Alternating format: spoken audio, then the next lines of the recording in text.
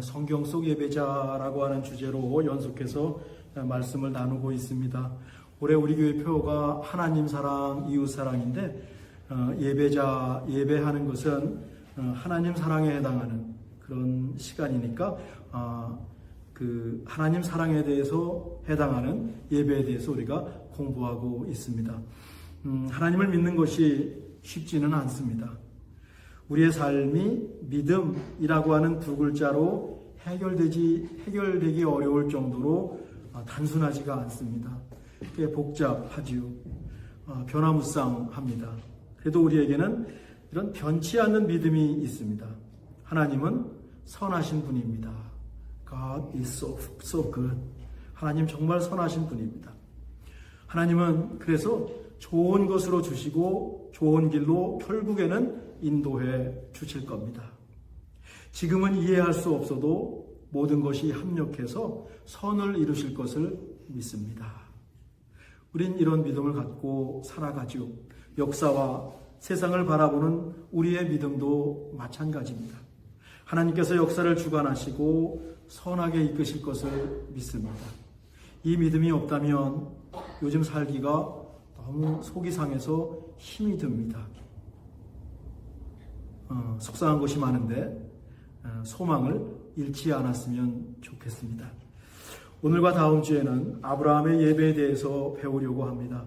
아브라함은 유대인들의 조상이죠. 이슬람도 무슬림도 아브라함을 조상으로 생각합니다.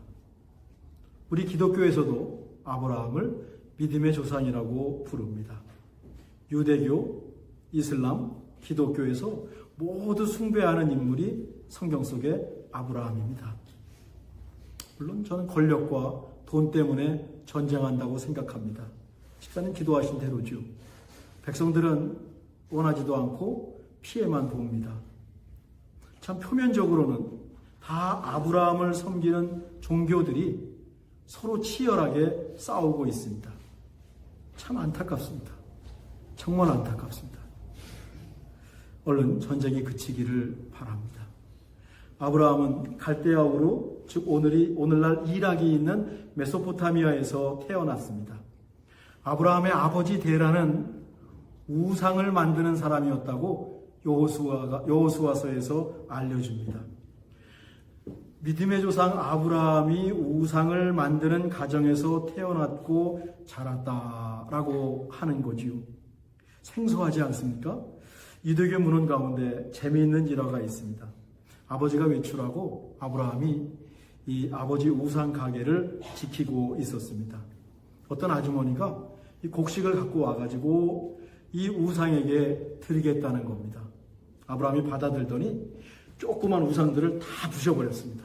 아버지가 엊그제 만든 우상을 다 부셔버렸습니다. 그리고 그 아주머니가 갖고 온 곡식을 제일 큰 우상의 손에다가 딱 갖다 놨습니다. 몇 시간 후에 아버지가 돌아와서는 노발대발입니다. 이게 가게가 엉망진창이 됐거든요. 그러자 아브라함이 설명해요. 어떤 아주머니가 곡식을 갖고 와서 제가 우상들에게 주려고 하니까 조그만 우상들이 다 일어나더니 서로 싸우고 우리 집 가게에서 난리가 났습니다.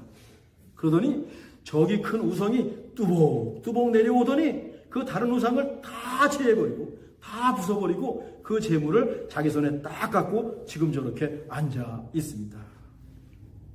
설명을 들은 아버지가 어이가 없다는 듯이 이놈아 거짓말하지 마. 내가 엊그제 나무를 깎아서 만든 우상들인데 뭔 우상들이 싸움을 한단 말이야. 그러자 아브라함이 씩 웃으면서 아버지 진실을 알고 계시군요. 아버지가 머쓱했습니다. 나무로 만든 우상들이 마치 살아있는 신처럼 말하면서 그 우상을 팔고 있었거든요. 어쩌면 이 꼬마 아브라함은 그걸 이미 간파하고 있었는지도 모르겠습니다. 메소포타미아에 살던 아브라함 가족이 북쪽에 있는 하란이라는 곳으로 이주를 합니다. 아마 하란이 저 위에 있고요. 하란. 돈벌이도 잘 되고 아이들 교육에도 좋았던 것 같아요. 그런데 하란에서 아버지 데라가 죽습니다. 그러던 어느 날입니다. 아브라함에게 하나님이 나타나셨습니다. 하나님이 지시하는 곳으로 가라라고 하는 것입니다. 그곳이 어디인지 알려주지도 않으셨습니다. 그냥 가면 잘 될 거라고 얘기를 하셨습니다. 아브라함은 아직 하나님이 누군지도 모릅니다. 그런데 아브라함은 하나님 말씀을 무작정 믿고 무작정 따라 길을 떠났습니다. 하나님 말씀에 순종했습니다. 이런 믿음이 어디서 나왔을까요? 하나님께서 강하게 역사하셨다라고 하는 것 외에는 설명이 되지 않습니다. 하나님께서 아브라함의 마음을 움직이셨을 것입니다. 우리도 어떤 때는 아주 하나님의 강력한 손길을 경험합니다. 거역할 수 없는 손길을 경험합니다. 하나님이 폭풍처럼 우리 안에 임하십니다. 어떻게 할 수가 없습니다. 아멘, 엎드려서 그렇게 하겠습니다 라는 말을 할 수밖에 없는 그런 순간들이 살다 보면, 믿다 보면 그런 순간이 찾아옵니다. 아주 강력한 하나님의 역사인데 아브라함에게 그런 하나님의 역사가 일어났으니까 아브라함이 그렇게 했지 대충 누가 하겠습니까? 동시에 그 많은 사람들 가운데 아브라함을 찾아오신 것을 보면 아브라함에게는 믿음의 씨앗이 있었을 겁니다. 가능성을 보셨을 겁니다. 아무나 찾아가셨겠습니까? 그렇게 보면 메소포타미아에 살던 아브라함이 우상에 대해서 특별하게 말하고 행동했을 가능성도 충분히 있습니다. 그러니까 하나님께서 아브라함을 사용하셔서 믿음의 조상으로 만드셨을 것입니다. 아브라함은 하나님 말씀만 믿고 남쪽으로 내려가면서 가나안 땅에 도착했습니다. 성경에는 없지만 아브라함은 오는 길에 하나님한테 물어봤을 거예요. 하나님 누구세요? 어떤 신이세요? 도대체 누구세요? 하나님께서 모세에게 말씀하셨듯이 나는 스스로 있는 자니라, 나는 여호와 하나님이다 라고 알려주셨을 겁니다. 그리고 아브라함은 하나님께서 알려주시는 GPS를 따라서 남쪽으로 내려왔을 것입니다. 그렇게 가나안 땅에 도착했을 것입니다. 세겜이라는 곳에 이르자 하나님께서 여기가 내가 너와 네 자손에게 줄 땅이다 라고 알려주십니다. 다 온 겁니다. 목적지에 도착한 거죠. 아브라함은 곧바로 그곳에 제단을 쌓고 하나님을 예배했습니다. 그리고 베델이라고 하는 데로 옮겨서 그곳에 짐을 풀고 정착합니다. 베델에서도 아브라함은 제단을 쌓았습니다. 하나님의 이름을 불렀습니다. 아브라함은 이런 사람이었습니다. 목적지에 도착해서 제단을 쌓고 하나님을 예배했습니다. 새로운 삶을 시작하면서 하나님의 이름을 불렀고 하나님을 예배했습니다. 하나님 말씀을 따라서 약속 땅에 도착했으면 좋은 일만 생겨야 되잖아요.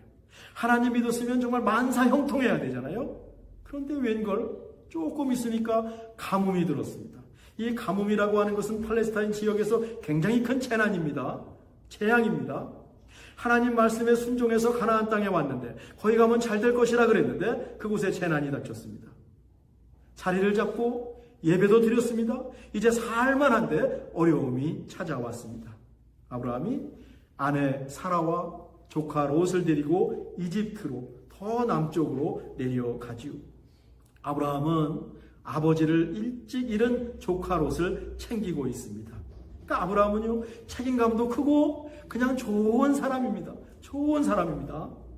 당시에 아브라함의 이름은 아브람이죠. 나중에 바뀝니다. 사라의 이름은 사레였죠. 나중에 하나님께서 이름을 바꿔 주십니다. 오늘은 그냥 아브라함이라고 부르겠습니다. 이집트는 제국입니다. 큰 나라입니다. 저 이집트가 지금도 있습니다. 엄청난 역사를 가진 나라입니다. 거긴 더 위험했어요. 더 위험했어요. 아브라함이 아내를 시스터, 누이라고 속이는 겁니다. 성경은 사라의 이모가 출중했다라고 말합니다. 당시에 남의 아내를 취하는, 남의 아내를 빼앗는 가장 좋은 방법은 뭔가 하면 그 남편을 죽여버리는 겁니다. 그 남편을 죽여버리고 이 아내를 취할 수가 있는 것입니다. 그런데 이 아내가 아니라 누이라고 하면 아브라함이 오빠가 되잖아요. 그럼 사람들은 이 시스터를 데려가기 위해서 아브라함에게 협상을 시작할 겁니다. 내가 이런 거 줄 테니 너희 누이를 나에게 다오 라고 말할 겁니다. 그러니 아브라함이 부인 사라를 누이라고 속인 것은 자기 목숨을 구하려는 비겁한 행동이죠. 그만큼 삶의 여정이 거칠었다. 그만큼 힘든 곳에 내려갔다라고 우리는 추측할 수 있습니다. 실제로 사라를 이집트 왕 바로가 데려갑니다. 대신 아브라함에게 양도 주고 소도 주고 노예까지 엄청난 보상을 해 주었습니다. 옷반지 알고요. 아내를 팔아서 부자가 된대요. 갑자기 믿음의 조상 아브라함이 좀 찌질해 보이지 않으십니까? 큰일 났습니다. 큰일 났습니다. 그때 하나님께서 바로의 집을 치십니다. 화들짝 놀란 바로가 사라를 아브라함에게 돌려주지요. 하나님 말씀에 순종했던 아브라함인데 자기 목숨을 구하기 위해서 아내 사라를 여동생이라고 속였습니다. 그러니까요, 아브라함도 그랬는데 우리 역시 장담할 수가 없습니다. 나는 결코 그렇지 않을 것이다 맹세할 것도 아닙니다. 인간은 상황에 따라서 아주 이기적으로 카멜레온처럼 변합니다. 하나님 안중에도 없습니다. 무섭습니다. 아내를 시스터라고 말하고 팔아버리는 아브라함을 보니 무섭습니다. 남편도 믿을 게 없습니다. 그래서 존 스타인백이 말한 팀쉘이라는 말이 부담이 되는 겁니다. 인간에게 선택할 자유의지를 주셨고 자기 인생을 책임지라고 하셨지만 인간은 팀쉘 그 자유의지 책임을 들을 준비가 되어 있지 않은 것 같습니다. 가인을 봐도 그랬고요. 그런데도 하나님은 인간을 믿어주십니다. 하나님은 지금도 인간을 믿어주십니다. 인간이 잘해서 평화가 임하기를 하나님은 기대하고 애타게 기다리고 계실 것입니다. 하나님 보통 분이 아니십니다. 3절과 4절인데 제가 읽을까요? 그가 네게브에서부터 길을 떠나 베델에 이르러 베델과 아이 사이 곧 전에 장막 줍던 곳에 이르니 그가 처음으로 제단을 쌓은 곳이라. 그가 거기서 여호와의 이름을 불렀더라. 우여곡절 끝에 가나안 땅에 다시 돌아왔어요. 아브라함이 처음 정착해서 하나님을 예배하고 하나님의 이름을 불렀던 베델로 돌아왔습니다. 아브라함이 그곳에서 제단을 쌓고 하나님을 또 예배합니다. 치명적인 실수를 범했지요. 하나님은 물론 아내에게 얼마나 큰 잘못을 범한 거예요. 그래도 그때도 아브라함은 하나님을 예배했습니다. 아브라함은 하염없이 울었을 것 같아요. 하나님 앞에 잘못했다고 하염없이 회개했을 것 같아요. 그리고 아내 사라를 안아주면서 정말 잘못했다고, 나 용서해달라고 아내한테 용서를 빌었을 것입니다. 그렇게 초심으로 돌아가서, 처음 마음으로 돌아가서 다시 시작했습니다. 우리가 잘 될 때, 믿음이 좋을 때, 하나님 앞에 떳떳할 때만 하나님을 예배하는 것이 아닙니다. 실수하고 실패하고 하나님과 가장 가까운, 하나님은 물론이고 또 가장 가까운 사람 앞에 부끄러운 일을 했을 때도 우리는 하나님을 찾을 수 있습니다. 아브라함이 우리에게 이것을 가르쳐주고 있습니다. 아브라함이 부자가 됩니다. 조카 롯도 부자가 됩니다. 롯의 일꾼들과 아브라함의 일꾼들이 싸우기 시작합니다. 가정 불화가 일어났습니다. 재산 때문에 가족 간에 일어난 분쟁입니다. 가나안 원주민들도 옆에 있습니다. 서로 싸우다가 그들의 비난을 또 그들의 공격을 받을 수도 있습니다. 하루는 아브라함이 조카 롯을 부릅니다. 우리 서로 갈라서자. 이제 같이 있지 말고 서로 독립하자. 아브라함이 조카 롯을 불러가지고요, 야단칠 수 있었어요. 위협할 수 있었어요. 또 전쟁을 일으켜가지고 조카 롯의 일꾼들을 다 죽여버리고 그 땅을 다 아브라함이 차지할 수도 있었습니다. 아브라함에게는 그런 충분한 힘이 있었고 충분한 명분도 있었습니다. 그런데 아브라함은 롯과 대화하면서 평화적인 방법으로 분쟁을 풀어나갔습니다. 9절입니다. 우리 한번 같이 읽으실까요? 네 앞에 온 땅이 있지 아니하냐? 나를 떠나가라. 네가 좌하면 나는 우하고 네가 우하면 나는 좌하리라. 고대 사회에서 결정권은 연장자가 갖습니다. 그러니까 아브라함이 갖습니다. 높은 사람이 갖습니다. 그것이 당시의 관습인데 아브라함은 조카에게 양보하고 있어요. 아브라함이 인간적으로 실수하기도 하죠. 근데 그 마음 중심에 믿음이 있어요. 또 믿음을 넘어서 아브라함은 참 좋은 사람인 것 같아요. 참 성품이 선한 사람인 것 같아요. 조카는 눈을 쭉 풀어서 훑어보더니 물이 있는 요단 지역을 선택합니다. 좋은 곳을 가져갔습니다. 그런데 롯이 택한 곳이 세상적인 관점에서는 좋았지만 불로 멸망하는 소돔과 고모라와 연결되는 지역이었습니다. 그러니까 롯이 눈앞의 이익을 챙긴 거지요. 나중에 롯의 아내가 뒤를 돌아보다가 소금기둥이 되고 롯의 두 딸과 관계를 해서 아이를 낳았는데 그 아이가 모압과 암몬, 이스라엘과 대적이 되는 모압과 암몬이 되지 않습니까? 인간의 역사가 그렇게 펼쳐집니다. 세상에서 지금 좋은 것이, 우리가 보기에 지금 좋은 것이 끝까지 좋으리라는 보장은 없습니다. 아브라함이 홀로 남았습니다. 아브라함도 사람입니다. 심란했을 것입니다.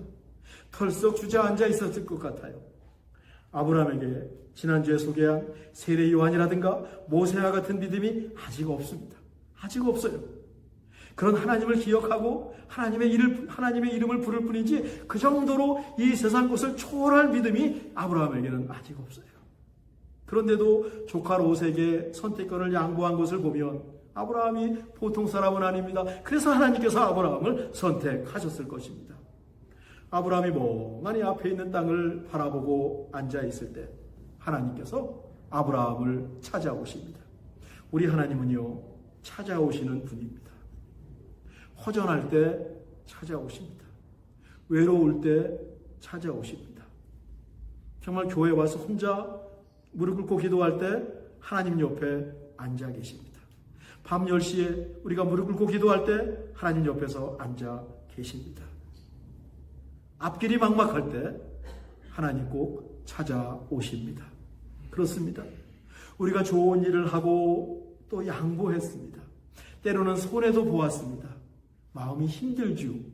힘듭니다. 왜? 우리도 인간인 거로. 누군가에게 잘해 주었습니다.